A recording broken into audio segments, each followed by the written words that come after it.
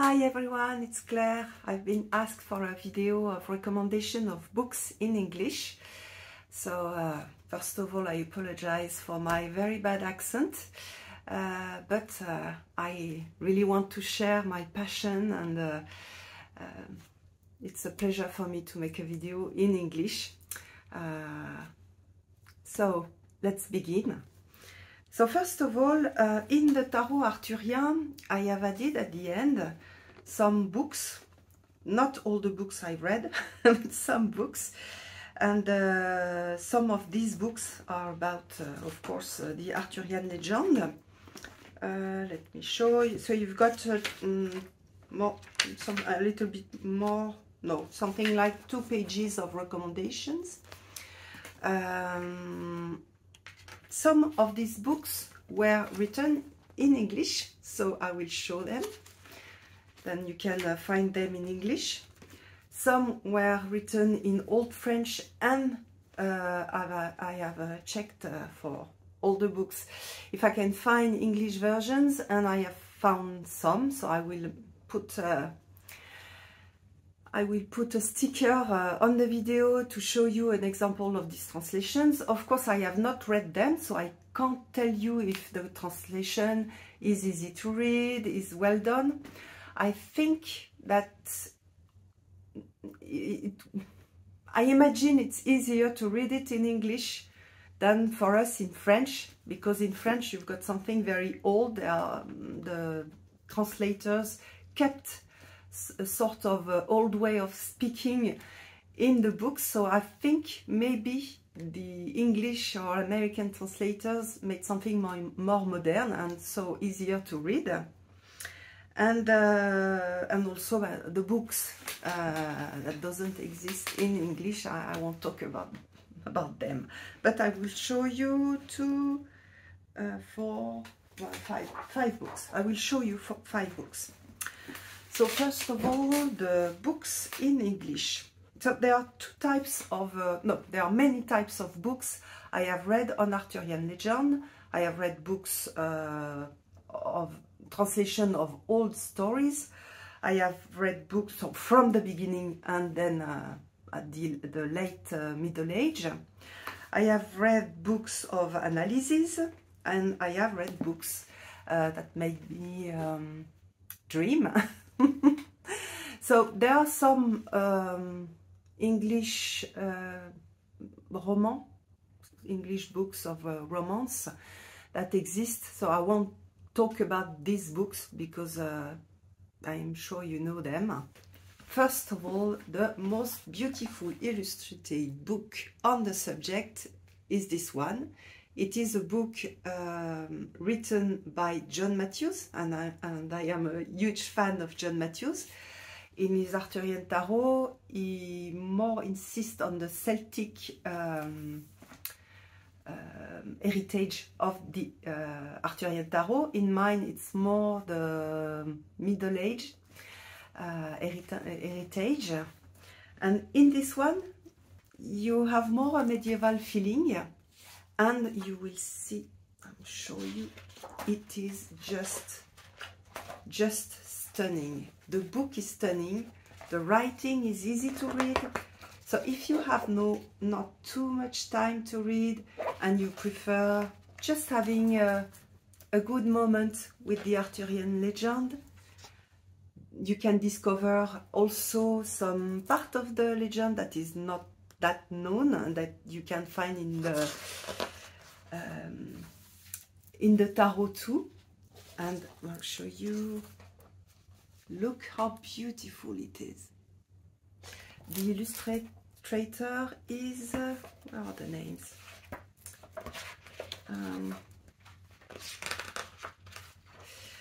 Pavel Tatarnikov, and he did very beautiful illustrations. I'll show you.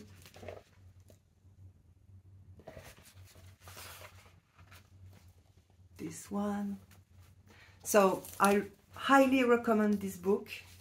The title in English is Arthur of Albion, and I will put the the image of, if I can find the book, I will show you the image on the video, so you may see it now.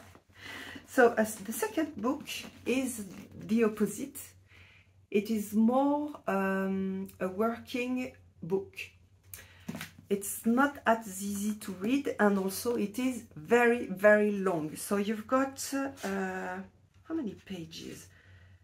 900 pages, and the paper, in this version, the paper is thin, just like in the Bible. It is written in small, but this is the French version. You can, it's le roman du roi Arthur, and in English is the title is Les Mortes d'Arthur. So this book was written by Thomas Malory, and so it was, I don't remember, 15th century maybe, the end of the Middle Age. Oh, I don't remember. And the aim of Thomas Malory was to take all the stories he could find and try to connect them. So he changed some of the stories.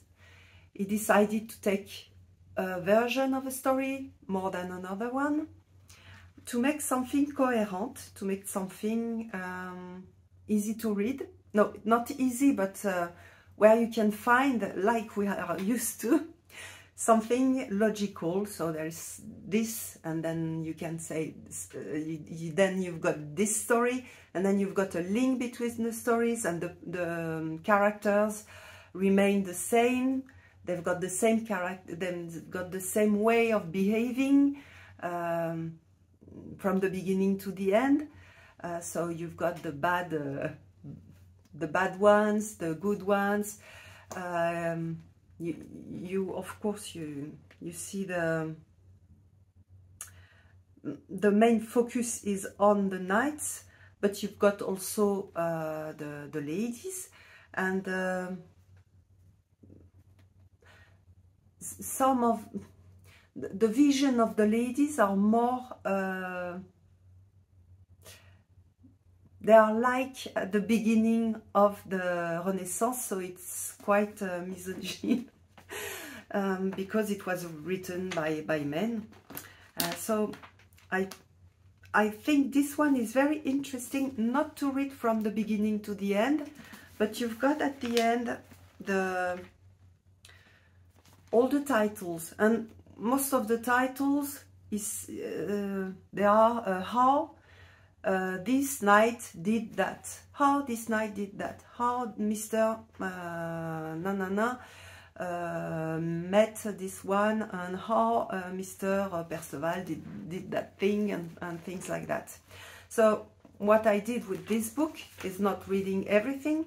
I'm going at the end and I'm searching, for instance, I've used it for the end of the Arthurian legend, because I had less things about it. So, for instance, the death of the King Arthur, what did the Guenièvre did after the death of the king. Where did she go?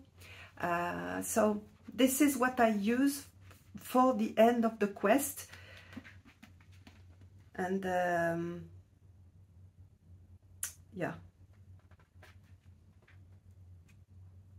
So you've got some of the cards that are from this book, that are inspired, and the interpretation is mine, with my modern point of view, with my feeling of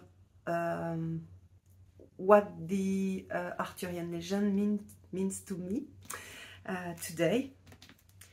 So this book, you can find it easily in English. Then you've got books that were written in Old French. So for French people, the most known writer on the Arthurian legend is Chrétien de Troyes.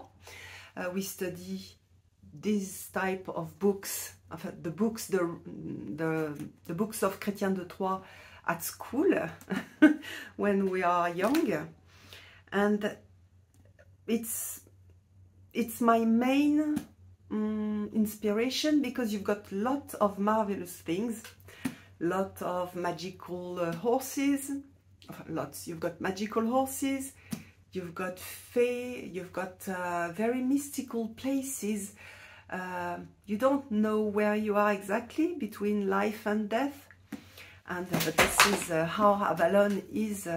It is not named Avalon, but it is how Avalon is linked to the Arthurian legend, these strange places. For instance, the Castle of the Queens, when you've got the mother of Arthur, that you have also in one card, because she takes care of the poor ladies, the widows, and also the orphans. So she takes care of these poor women. She offers a place to be safe, and it is in this very strange place where you can, most of the time you cross a river, or you cross a mist to find these places. So it's not, you've got to read between the lines, and also you really feel the spirit of the first writings on the Arthurian legend. So these are my favorites, even if you feel the violence of these times, you feel the way women were treated, and at the same time you've got very strong women, and you've got a very strong Guenièvre. You've got very, yes, you've got, especially Guenièvre is really interesting in these books, as she's not treated as well, a bad woman, as you can see in Thomas Malory. She's more treated as very courageous. She speaks for herself. She's got character. She's got power. So she's much more interested than what did Thomas Malory. So I prefer the book. You can see also very interesting things about men and about knights, and how what we call the l'amour courtois, the courtesy love, I think it's in English, touch them, how it transforms a very violent society into a more gentle, something more feminine. You see that the feminine print, feminine spirit, not in terms of gender, but more in terms of what we associate with femininity. So the feminine spirit on knights, and how it affects the knights, how in fact you've got fae, witches, that would guide the knights, because they're all ladies, but they are all the fae. Just know that all the ladies, the knights meet in the forest are in fact fae, and they give them some quest, and you don't understand anything, because it's like fairy tales. It's more like a fairy tale. Yes, it's closer to fairy tale, when you've got magical things you're not sure to understand very well, and so it triggers your intuition. You can feel upset about what is written. You can feel bad about people. You can say, I don't understand why did it do this, how come, where is he, and what kind of meaning this action has. And this is really, I love this book. It's, for me, it gives me a lot of vibes and matter to think, to explore, in terms of psychological meanings and also mystical meanings. So I really recommend this book. I will also, normally you can show the book in English on the screen. And there is also another one. It's the Tristan and Isolde from Béroul. So I've seen that it has been translated in English. This is the version I prefer. You can so this one, it reads very well, and it's very it's gentle, and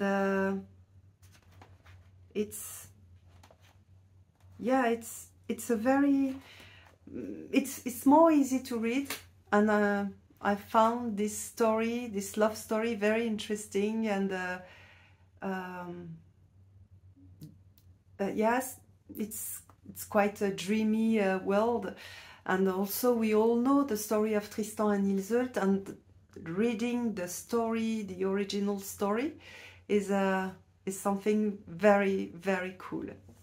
I recommend you also, I have not taken my version, the Lait from Marie de France. I'm pretty sure I've seen some translations. So the Lait is a very short poem, and you've got the famous Lait of Tristan and Isolde that was written by Marie de France. Maybe you can find the translation online of this Lait, of this little poem, and I really recommend it because it's really romantic, and you've got the imagery also of the very romantic imagery of the meeting of the two, and at the end also you've got the imagery of the tree and the plant around the tree, on the where they are, what's the name in English? Don't remember. The tomb, yes, where their tombs are, and yeah, it's very delicate and profound, and it is something written by a woman that we know very few about.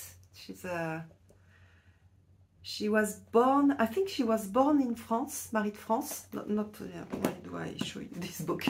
Marie de France was born in France, and she wrote in England. And the last one that I love is a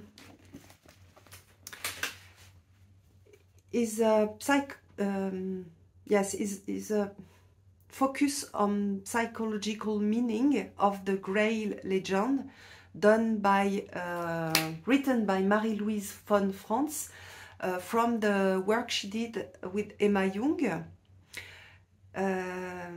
It's very interesting. I really love all the work of Marie-Louise von France. I've got 3 or 4 books of her on fairy tales and so on. So I've seen that this one was translated. So it's an old book from the beginning of the psychoanalysis, but it's there are lots of things linked to the legend. So she writes part of the legend and explain how she would interpret it as a psychologist, as a psychologist. No, as a psychanalyst, psychanalyst. No, as an analyst, yes. And so if you're interested, like me, in psychology, psychanalysis, Jung work, I'm sure you would love this book. So I have seen a translation in English I'm not sure you can find it, you can still find it in English. I'm not sure it is still released, but maybe you can find it as a used book. This book is new, but most of our books are used books, because also in French they are not released anymore, but they are easy to find.